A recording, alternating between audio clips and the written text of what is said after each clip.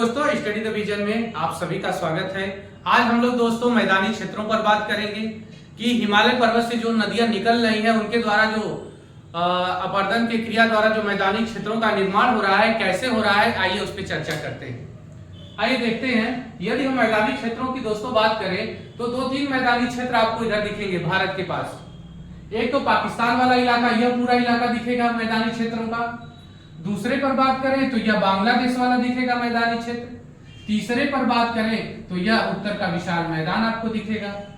अब इन तीनों मैदानी क्षेत्रों में किन नदियों के द्वारा यह मैदानी क्षेत्रों का निर्माण हो रहा है, आइए एक नजर इस पे भी डाल लेते हैं। तो यह पूरा इलाका है सिंधु नदी वाला, यानी कि इन क्षेत्रों में सिंधु नदी के द्वारा लाए गए अवसादों से इसका निर्माण हो रहा है, इस मैदानी क्षेत्र का। और यह पाकिस्तान का मैदानी क्षेत्र है। किसका है? पाकिस्तान का। दूसरे पर बात करें तो गंगा यमुना का विशाल मैदान यह क्षेत्र है, यानी कि गंगा यमुना, कौन सा? गंगा यमुना द्वारा लाए गए अवसादों से इस उत्तर के विशाल मैदान का निर्माण हो रहा है। और यहां पर बात करें जो बांग्लादेश वाला इलाका है इस मैदानी क्षेत्र का, तो यह गंगा और ब्रह्मपुत्र नदी के द्वारा लाए गए अवसादों से इसका निर्माण हो रहा है। तो यह सारे अवसाद जो मैदान बन रहे हैं किस प्रकार से बन रहे हैं, तो आइए इसको एक बार समझने का प्रयास करते हैं। यह मैदानी क्षेत्र किस प्रकार से निर्मित हो रहा है, आइए देखते हैं। दोस्तों, यह सारी नदियां जो पर्वत श्रृंखलाओं से निकलती, हिमालय से निकल रही है, वह कैसे कैसे इन मैदानों का निर्माण करती है, इन्हीं पर चर्चा करते हैं। तो थोड़ा सा आइए देखते हैं।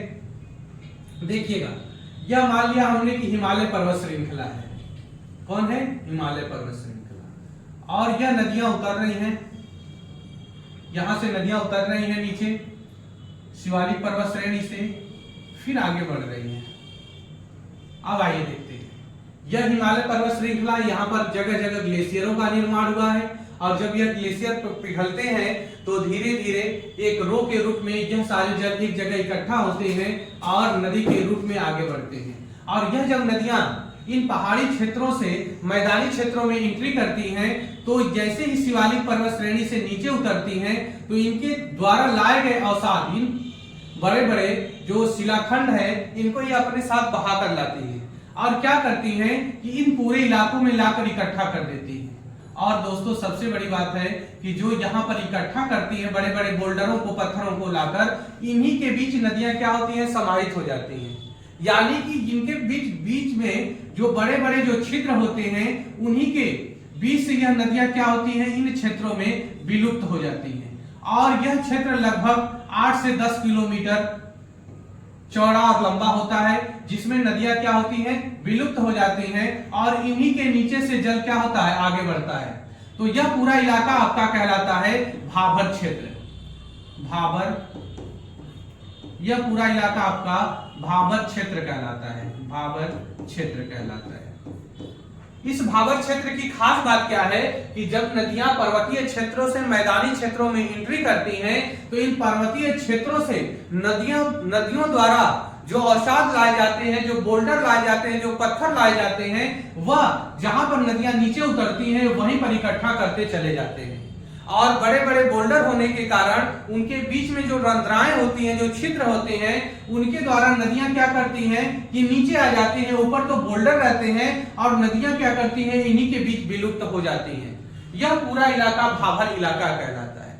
फिर इसी के बाद यह जो बड़े बड़े बोल्डर होते हैं और इनके जो छोटे छोटे टुकड़े होते हैं, यह कुछ दूर तक जाते हैं। और यह जो कुछ दूर तक जो कंकरीट जाते हैं, कंकड़ जाते हैं, पत्थर जाते हैं, और इन क्षेत्रों में जहां तक यह रहते हैं, यह लगभग 10 से 20 किलोमीटर का एरिया होता है। और इसकी बात करें तो यह लगभग 8 से 10 किलोमीटर का एरिया होता है। और यह जो 10 से 20 किलोमीटर का एरिया होता है, इस पूरे इलाके को हम बोलते हैं तराई क्षेत्र। तराई क्षेत्र। और इस तराई क्षेत्र में नदियां आपको दिखाई देने लगती हैं। जो छोटे छोटे बोल्डर होते हैं, पत्थर होते हैं, कंक्रीट होते हैं, इन क्षेत्रों में या जहां पर ये पत्थर दिखाई देते हैं, उन्हीं क्षेत्रों में यह नदियां एक हल्के से रो के रूप में दिखाई देती हैं, जहां लोग पर्यटक स्थल के रूप में लोग घूमने भी जाते हैं। तो यह पूरा इलाका तराई क्षेत्र होता है जहां पर घने घने जंगल भी पाए जाते हैं। तो यह कृषि कार्य के लिए दोनों ही क्षेत्र, जो क्षेत्र है भाबर क्षेत्र और तराई क्षेत्र, दोनों ही उपयुक्त नहीं माना जाता है, क्योंकि इन पूरे क्षेत्रों में बोल्डर, पत्थर, कंक्रीट इकट्ठा होते हैं जहां पर कृषि करना आसान नहीं होता है। लेकिन बात किया जाए तो अब नई नई टेक्नोलॉजी आ गई है। अब धीरे धीरे इन तराई क्षेत्रों में भी लोग क्या करते हैं, हल्का फुल्का कृषि कार्य प्रारंभ कर दिए हैं। अब यहाँ पर न तो कृषि कार्य बेहतर प्रकार से डेवलप हो पाता है और न लोग रहने योग्य भूमि यहाँ पर होती है। तो भाबर और तराई क्षेत्र, पहले आता है भाबर क्षेत्र, जब नदियां उतरती हैं तो भाबर क्षेत्र में एंट्री करती है, फिर उसके बाद तराई क्षेत्र आता है। अब यहीं के बाद से यह पूरा इलाका कहलाता है कॉप क्षेत्र। कॉप क्षेत्र। अब यह जो कॉप क्षेत्र है इसको दो भागों में डिवाइड कर दिया गया है। एक तो कर दिया गया है बांगर क्षेत्र, पहला हो गया है बांगर क्षेत्र, और दूसरा हो गया है खादर क्षेत्र। खादर क्षेत्र, बांगर और खादर क्षेत्र में खास बात क्या है कि जब यह नदियां तराई क्षेत्र से मैदानी क्षेत्र में एंट्री कर रही हैं, जहां पर यह नदियां, यह ऊपरी ढाल होता है, यहां नदियां रुकती नहीं है, यानी कि यहां पर इसकी जो जल की धारा होती है तीव्र हो जाती है और जो नदियों का आधार होता है उसी आधार में बहती है। यानी कि बात किया जाए तो यह जो नदी वाला यह पूरा पोर्शन दिखाई आपको दे रहा है, यह पूरा इलाका आपको बांगर क्षेत्र कहलाता है। बांगर क्षेत्र कहलाता है। इस क्षेत्र की खास बात क्या है कि दोस्तों नदियों के बाढ़ का पानी इन क्षेत्रों तक नहीं पहुंच पाता है। बांगर क्षेत्र में नदियों के बाढ़ का पानी नहीं पहुंच पाता है, यानी कि जो नदियां पहले अपने द्वारा लाए गए अवसादों से निर्मित, जो क्षेत्र बना है बांगर क्षेत्र, जो नदियों के अवसादों से निर्मित हुआ है, वह अवसाद प्राचीन काल से अवसाद है, या जो मैदानी क्षेत्रों का निर्माण हो रहा है प्लीस्टोसीन काल में हुआ है। अब प्लीस्टोसीन काल में इस पूरे मैदानी क्षेत्रों का निर्माण हुआ है, लेकिन नदियों का एक अपना आधार है जिस आधार में वह बहती हैं। तो इस बांगर क्षेत्र की खास बात क्या है कि नदियों का जो आधार है उसी क्षेत्रों में नदियां बहती हैं, यानी कि बाढ़ का पानी भी यदि आता है तो यह यहाँ पर रुकती नहीं है, क्योंकि ढाल अधिक होने के कारण इन क्षेत्रों में बाढ़ का पानी रुकता नहीं है। यानी कि यह बाढ़ का पानी इसके आगे वाले इलाके में, यानी इसके आगे वाला जो यह आपको इलाका दिख रहा है, यह आपको खादर वाला इलाका दिख रहा है, जहां पर व्यापक पैमाने पर बाढ़ का प्रकोप होता है। यानी हम बात कर रहे हैं कि यह जो बांगर क्षेत्र है, इन क्षेत्रों में बाढ़ का पानी नहीं पहुंच पाता है, इसलिए यह पूरा जो क्षेत्र है बाढ़ रहित क्षेत्र होता है। और यहाँ की जो मिट्टी होती है इनको बोलते हैं पुरानी मिट्टी। क्या बोलते हैं? अगर मिट्टी की बात करें तो इस बांगर क्षेत्र की मृदा को बोला जाता है पुरानी मृदा। बांगर क्षेत्र की मृदा को पुरानी मृदा कहते हैं। और इन क्षेत्रों में जो पुरानी मृदा होती है, चूना पत्थर अधिक होने के कारण यहाँ पर कंक्रीट, अगर आप कहीं भी जमीन खोदते हैं तो कुछ गहराई तक जाने पर आपको कड़े कड़े कंकड़ मिलते हैं, वह चूना पत्थर से निर्मित होते हैं कंकड़, और वह सर्वाधिक मात्रा में किन क्षेत्रों में पाए जाते हैं? तो इसी बांगर क्षेत्रों में पाए जाते हैं। यानी कि कंक्रीट वाला पुरानी मृदा और इन्हीं क्षेत्रों में कंक्रीट युक्त मृदा पाई जाती है। कंक्रीट युक्त मृदा पाई जाती है। और यह जानते रहिएगा किस क्षेत्र में पुरानी मृदा का निर्माण होता है, तो यह पुरानी जो मृदा है बांगर क्षेत्र की विशेष रूप से मृदा पाई जाती है बांगर क्षेत्र में, जिसको हम पुरानी मृदा के नाम से जानते हैं। आगे जब जल का पानी, नदियों का जल जाता है इस इलाके में, तो यह पूरा इलाका बाढ़ ग्रसित क्षेत्र माना जाता है। यानी कि हर साल इन क्षेत्रों में बाढ़ का पानी आता है। जब हर साल बाढ़ का पानी आएगा तो एक नवीन मृदा का निर्माण होता है। यानी कि जब नदियों में बाढ़ आता है तो बाढ़ जाने के पश्चात जैसे ही नदी अपने आधार में आती है, तो जो नदियों द्वारा लाए गए अवसाद होते हैं उनकी एक लेयर इस पूरे मैदानी इलाके में जम जाती है, और जो लेयर जमती है उसी लेयर को ही नवीन मृदा के नाम से जाना जाता है। और यह प्रक्रिया प्रतिवर्ष होती है और प्रतिवर्ष होने के कारण प्रत्येक साल एक नई मिट्टी का निर्माण होता है और यह जो नई मिट्टी निर्मित होती है यह बहुत उपजाऊ मिट्टी होती है। इसलिए इन क्षेत्रों में जो हम खाद का प्रयोग करते हैं वह कम मात्रा में प्रयोग करते हैं, क्योंकि हर साल नई मृदा होने के कारण, एक नवीन मृदा होने के कारण यह पूरा क्षेत्र उर्वरक से भरा होता है। तो इसलिए इस इलाके को, जिसको बोलते हैं खादर क्षेत्र, क्या बोलते हैं? खादर क्षेत्र। और इस खादर क्षेत्र में जिस मृदा का निर्माण होता है उसे नवीन मृदा के नाम से जाना जाता है। नवीन मृदा का निर्माण किन क्षेत्रों में होता है? खादर क्षेत्रों में होता है।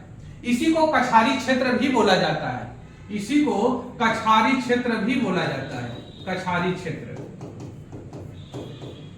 नई मृदा का निर्माण किस क्षेत्रों में होता है? खादर क्षेत्र में। क्यों होता है? क्योंकि प्रत्येक साल बाढ़ का पानी इस खादर वाले इलाके में आता है, जिससे एक नई मृदा का निर्माण होता है, इसलिए इसको नवीन मृदा का क्षेत्र भी बोला जाता है। दूसरा, कछारी क्षेत्र किसे कहते हैं? तो इस खादर वाले इलाके को कछारी क्षेत्र भी कहा जाता है। यदि हम बात करें कि इनमें से किन क्षेत्र में जल का या जल स्तर ऊंचा होता है, तो इन्हीं क्षेत्रों में, यानी कि जमीन के या भूमिगत जल का आधार ऊंचा किस क्षेत्रों में होता है? खादर क्षेत्र में। यानी कि जल संग्रह किस क्षेत्र में होता है? जल संग्रह। तो सर्वाधिक मात्रा में जल संग्रह का क्षेत्र कौन कहलाता है? खादर क्षेत्र कहलाता है। तो इन जो 4 पार्ट है, पहला आपको मिल गया भाभर क्षेत्र, दूसरा तराई क्षेत्र, तीसरा आपको मिला बांगर क्षेत्र और चौथा मिला आपको खादर क्षेत्र। इन्हीं चारों से इस विशाल मैदान का निर्माण हुआ है। अब इसी के बाद जब आगे बढ़ते हैं, जहां नदियां अपना मुहाना बनाती हैं, यानी कि बात किया जाए जहां नदियां गिरती हैं, जिस समुद्र या महासागर में गिरती हैं, वह पूरा इलाका डेल्टाई क्षेत्र कहलाता है, जिसपे हम अगली क्लास में बात करेंगे। यह जो 4 पार्ट हैं, पहला हो गया भाभर, जहां पर नदियों द्वारा लाए गए बड़े बड़े बोल्डर जमा होते हैं, जहां पर नदियां विलुप्त हो जाती है। अब एक क्वेश्चन पुट अप कर दिया कि किन क्षेत्रों में, इन चारों में से किन क्षेत्रों में नदियां अपना अस्तित्व खो देती हैं? तो भाभर वाले इलाके में। क्यों? कि बड़े बड़े बोल्डर होने के कारण इन क्षेत्रों में नदियां क्या होती हैं? विलुप्त हो जाती हैं। यह नदियां पुनः कहां दिखाई देती हैं? तो यह तराई क्षेत्रों में दिखाई देती हैं। इसी का छोटा छोटा जो टुकड़ा होता है, इन नदियों के साथ कुछ दूर और आगे तक बढ़ता है और यहीं तक आते आते नदियां पुनः मैदानी क्षेत्रों में दिखाई देने लगती हैं।